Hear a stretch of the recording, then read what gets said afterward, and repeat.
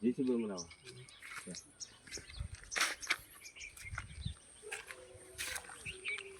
લાકડા કપાઈને ક્યાં જાય ભાઈ? હા, લાકડા કપાઈને ક્યાં જાય? કોઈ આ લોકો કોઈને વાક જ નથી એ કરે કે જેને કાપવાનું કીધું ને કાપ્યા છે બરોબર ને આ વસ્તુ આમાં ન આવે એમને કીધું કોણે? તમને કોણે કીધું ભાઈ? હરીશભાઈ કીધું શું નામ ભૂપતભાઈ કીધું? હા ભૂપતભાઈ કીધું બરોબર. તમે કયા ગામથી આવો? રામપર. રામપર. હા, બધા ઝાડવા કાપવાની કીધા. આ બધું સાફ કરવાનું છે. સાફ કરવાનું બધું હળંગ કીધું. બધું હા આપણે એનો વાક ન હોય આમાં. એમ કહેતા કાલે આવ્યા ઓલો મંત્રીને બોલાવતા હતા વાતચીત કરતા હતા. હા, મંત્રી આગળ મંત્રી સરપંચ બે આગળ દોડતા થઈ જવાનું છે. એણે રસ્તાની વાત કરી હતી મંત્રી કે રસ્તો સાફ કરે છે એમ. રસ્તો તો આ છે. મને વાંધો નથી વાડો કાપી નાખો જે વાંધો નહીં બરોબર. આ લોકોને વાંધો છે કે અમાર ન કાપો બાપા અમાર વાંધો છે બરોબર. અરે બાપા એટલે મંત્રી આગળ વાત થઈ ગઈ છે અને સત્તાવાર વાત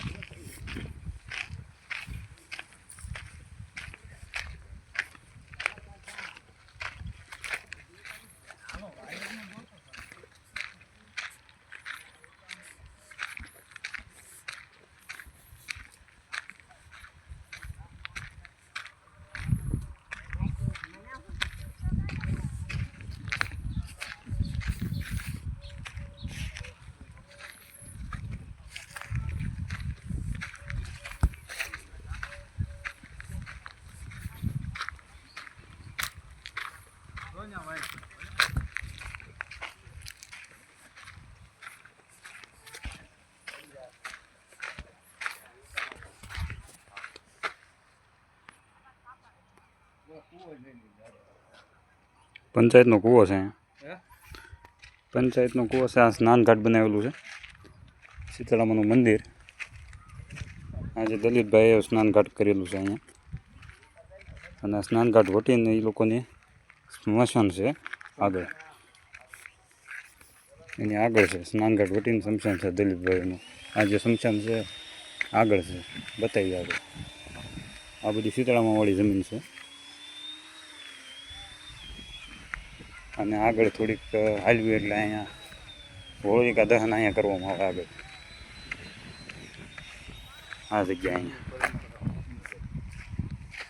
વર્ષોથી થાય છે અહીંયા હોલિકા દહન. આપણે જો હોલિકા દહન અહીંયા થાય આ જગ્યાએ. કોલસા જેવું જે દેખાય છે અહીંયા હોલિકા દહન થાય.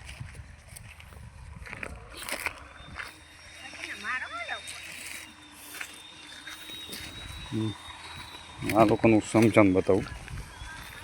શીતળામાનું મંદિર પાછળ રહી ગયું. આ લોકો સ્નાનઘાટ હમણાં કરાવ્યું છે. 4-5 મહિના જેવું થયું છે. આ લોકોની હદ લગભગ અહીંયા છે. જો આ લોકોને અહીંયા સ્મશાન છે દલિતભાઈનું. આ જે છે એ દલિતભાઈનું સ્મશાન.